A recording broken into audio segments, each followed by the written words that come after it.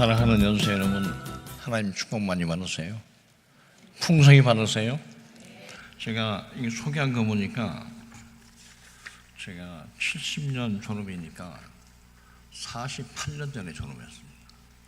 까마득한 옛날인데 제가 여기 와서 예배를 드릴 때마다 옛날 제가 여기서 공부했는데 이 빌딩은 아닙니다. 옛날 빌딩이 있었는데 그거 허물로 다시 지었죠. 새로 지었는데 바로 이 장소입니다. 늘 신학 배우고 같이 친교하고 지났는데 반갑습니다. 세월이 반세기가 흘렀는데 제 마음에는 똑같아요. 제가 오늘은 옛날 학생 신분으로 왔습니다. 그래서 우리 후배들하고 같이 신학 얘기도 좀 하고 느낀 점 얘기하고, 그래서 이번 학기 시작할 때 기쁜 마음으로 시작하시라고 제 지나온 고백 겸 이 말씀 드리려고 합니다. 지난 7월 달에 한국의 유학원 학생들 가운데서 여러 종교가 많으니까 여러 종교 대표자들을 우리 불러서 일종의 국제 포럼을 열었어요. 열었는데 이제 제가 기독교 입장에서 사랑과 봉사, 신앙 이렇게 하라고 해서 학생들 모인 앞에서 이런 예화를 들었습니다. 미국의 어느 회사가 입사할 때 낸 시험 문제를 제가 학생들한테 냈어요. 문제는 이렇습니다. 어떤 사람이 비가 막 억수가 쪼는 날 차에 짐을 가득 싣고 옆에 운전수 옆자리 있잖아요. 옆자리 하나가 비었는데 차를 보고 밤에 가는데 가다 보니까 정거장이 하나 있어요. 버스 정거장. 근데 정거장에 보니까 세 사람이 버스를 타려고 기다리고 있었습니다. 한 분은 누구냐면 지금 막 병원에 가서 치료를 받아야 할 노인 할머니 한 분이 기다리고 계셨고, 또 한 분은 자기 학교 다닐 때 물에 빠져서 허우적거릴 때 자기를 건져준 은인 한 분이, 남자분이 계셨고, 또 하나 옆에 보니까 자기 결혼하고 싶은 사랑하는 젊은 여성이 딱 있었는데 비는 오죠. 자동차 자리는 딱 옆자리 한 자리밖에 없죠. 선택해라. 누군가를 데리고 가야 될 거 아닌가. 이 질문은 이제 미국 회사 입사 시험인데 그날 학생들한테 냈어요. 냈더니 불교, 이슬람, 힌두교, 유교 별게 다 많은데 답 중에 제일 많은 답이 노판을 태우고 가야 됩니다, 병원에. 이 답이 하나.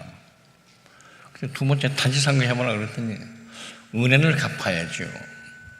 그래서 젊은이를 태워놨다.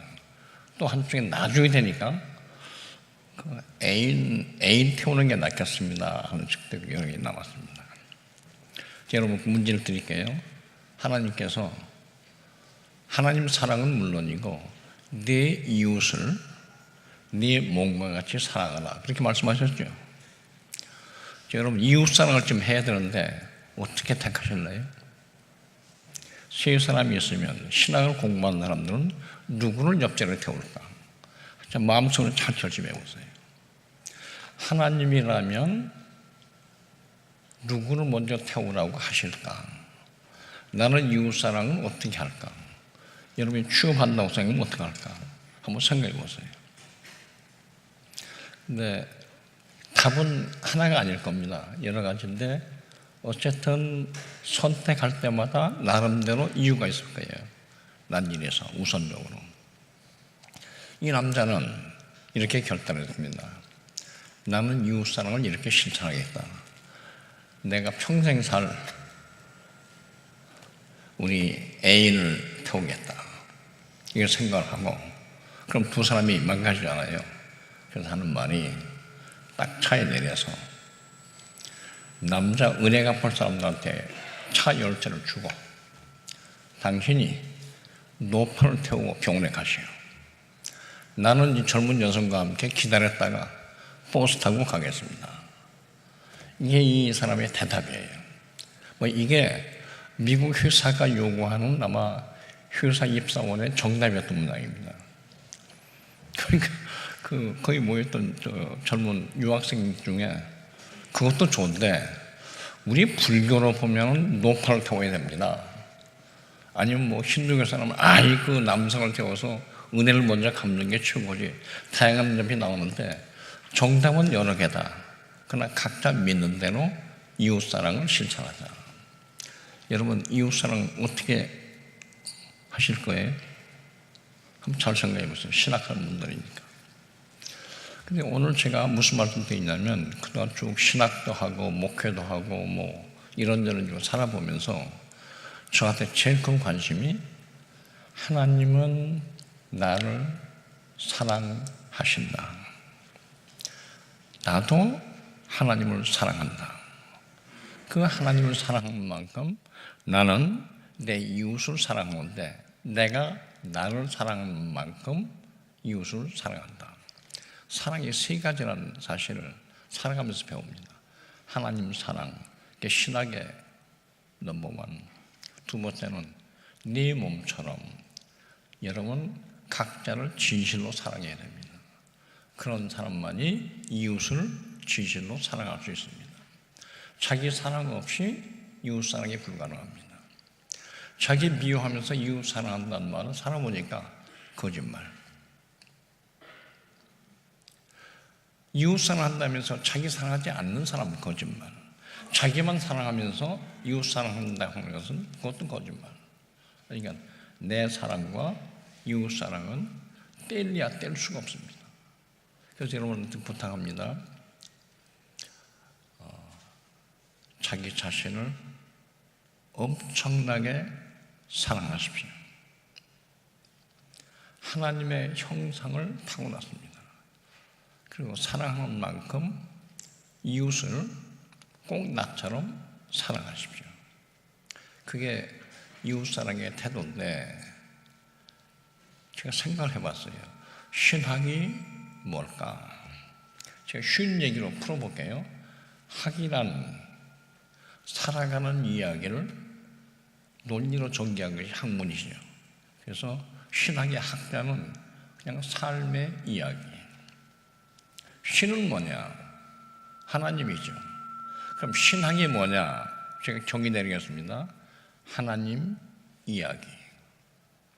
하나님이 나를 사랑한다는 이야기, 하나님이 나와 이웃과 서로 사랑하라고 하는 이야기, 이 하나님 이야기가 신학입니다.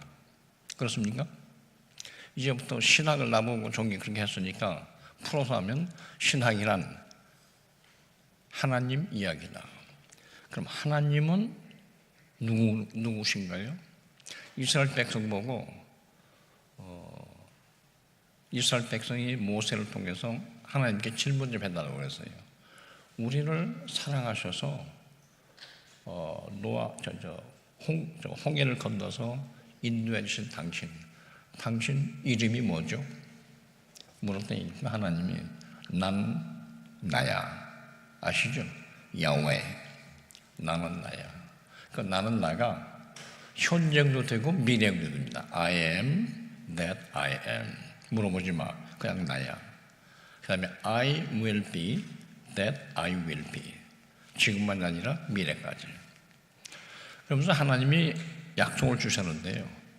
나는 나인데 내 존재는 어떤 존재냐면 너희는 내 백성이고 나는 너희 하나님이고 나라는 존재는 너와 함께 산 관계 속에서 하나님이지 딴 하나님이 아니다.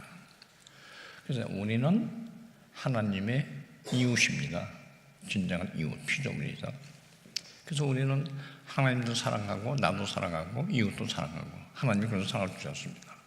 그랬더니 신학이 오니까 사람들이 질문했습니다. 하나님이란 당신은 누구요? 그랬더니 요한일서에 4장 8절 한번 보시면요. 하나님은 사랑이시다. 하나님이 누구냐고 존재는 묻지 말고 그냥 통째로 하나님은 사랑의 화신이에요. 창조주, 구세주 다 사랑이십니다. 사랑은 명사이기도 하지만 동사입니다. 하나님은 명사가 아니고 인격만이 아니고요. 하나님은 그냥 행하시는 분이에요. 그래서 사랑이라는 건데 제가 사랑을 다시 깨달았습니다. 하나님은 사랑이시다. 그럼 신학은 뭡니까? 사랑 이야기. 사랑 이야기 전공자들이에요. 다. 사랑하세요? 우리도 사랑하고 나도 사랑하고 같이 사랑하고 사랑이 좋다고 하는 것이 신학입니다. 하나님은 사랑이니까 사랑 이야기. 하나님이 우리를 구하십니다. 맞죠? 말 바꿉니다. 사랑이 우리를 구합니다. 물론 하나님 사랑이 우리를 구합니다. 그 하나님이 너무 사랑하셔서 예수라는 자기의 독생자를 우리한테 보내주시고 사랑은 아들을 보내주시는 겁니다. 자기 자신을 희생시켜서 십자가에 죽어서 구원해 주시고 부활을 통해서 새 생명을 주시고 누구든지 그 예수를 하나님의 사랑의 분신인 사랑을 믿고 고백하고 실천하면 구원받습니다. 사랑이 없으면 구원이 없습니다. 요한복음 3장 16절은 누구나 다 아는 성경 구절이고 제가 다시 이 구절 여러분한테 드립니다. 하나님이 세상을 이처럼 사랑하사 독생자를 주셨으니 누구든지 이분을 믿으면 구원받고 안 믿으면 구원받지 못합니다. 신학의 총 내용은 여기에 다 있다고 생각합니다. 그래서 이제 오늘날 이렇게 생각을 합니다. 하나님은 사랑이시다. 하나님 믿는 나는 사랑이다. 사랑이고 싶다. 당신도 사랑이어야 하고 사랑이기를 원합니다. 신학은 사랑의 이야기. 그 이야기를 설교에서 전해주는 사람이 목사고 강단에서 가르치는 사람이 교수고 나가서 활동하는 사람이 신자고 그렇습니다. 사랑하세요? 사랑을 말하고 사랑을 실천하세요. 제가 세브란스에서요 뭘 했냐면 가끔 시신 기증하는 사람도 있고 또 염할 때 입관하기 전에 시신 다 옷 입히고 마지막 가족 불러서 이렇게 시신을 모여서 얼굴만 내놓죠. 그럼 시신 제가 목사니까 시신 얼굴을 딱 대고 기도를 하고 가족들 와서 한번 보라고 봅니다. 제가 잊지 못하는 거 너무 차요. 아무리 훌륭한 사람도 나하고 같이 있는 사람도 이 냉동고에서 나오니까요 너무 차서 제 느낌이 삶과 죽음의 차이는 따뜻한 거냐 찬 거냐의 차이다. 찬 사람은 사랑을 못 느끼겠어요. 산 사람은 따뜻합니다. 제가 말합니다. 하나님 이야기는 따뜻한 이야기. 살아있는 사람들의 사랑은 아무리 싸우고 해도 따뜻한 이야기입니다. 신학은 따뜻합니다. 신학은 화석화된 교리처럼 칼로 치는 그런 폭력이 아닙니다.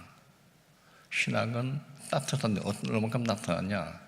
치온을 느낄 만큼 사람을 구할 만큼 따뜻합니다. 신학하는 사람들 따뜻하게 사세요. 차짓한 것은 신학이 아닙니다. 시신이나 차죠. 산 사람이 어떻게 찹니까? 살아있어서 사랑하는 사람은 따뜻하게 삽시다. 하나님은 따뜻합니다. 두 번째, 제가 시신을 이렇게 하면서요 나도 저 시신이 들 텐데 움직이질 않아요. 죽은 사람은 아주 단단하고 돌같이 화석화되어 있습니다. 산 사람은 부드러워요. 아주 부드러워요. 따뜻하고 부드럽습니다. 교리가 화석처럼 굳어지면 교리주의, 교권주의, 이념, 갈등, 뭐가 됐든지 딱딱하게 굳은 것은 살아있는 게 아닙니다.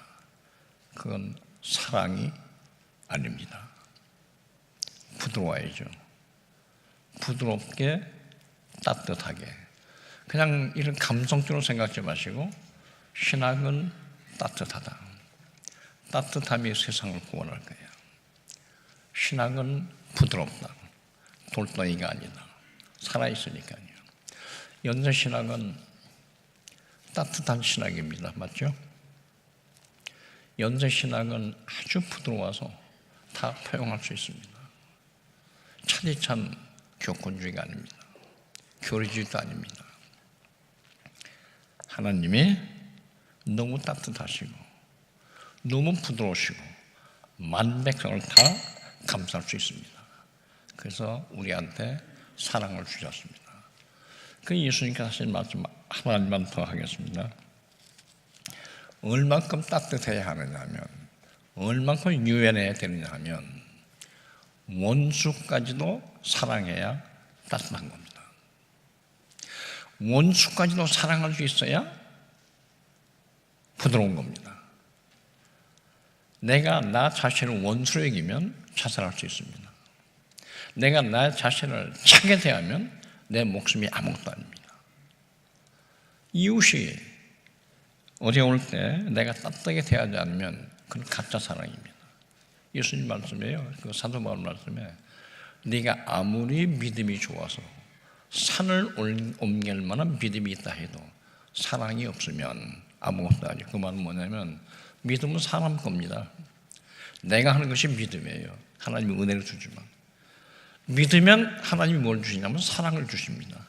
인간의 믿음이 아무리 커도 하나님의 사랑이 없으면 구원 못합니다. 인간이 인간을 구원 못하니까요. 이런 말씀을 들으면서 그냥 있는 얘기가 아니라 엄청난 얘기구나. 하나님의 개입이 없으면 인간의 것만 가지고 산을 움직일지 몰라도 구원은 안 됩니다. 하나님의 사랑을 받으세요. 그래서 하나님이 원수까지도 사랑하라고 왜 그러셨냐? 원수를 갖는 사람은, 잘 보십시오. 원수를 갖는 사람은 인간 삶 자체가 관계를 맺어 살기 때문에, 사랑도 관계를 맺어 사는 것이 사랑이지 나 홀로 사랑할 수 없기 때문에 원수를 갖는 사람은 자기 자신이 원수된 사람의 원수임을 기억하십니다. 내가 원수를 미워하는 만큼 원수가 나를 미워합니다.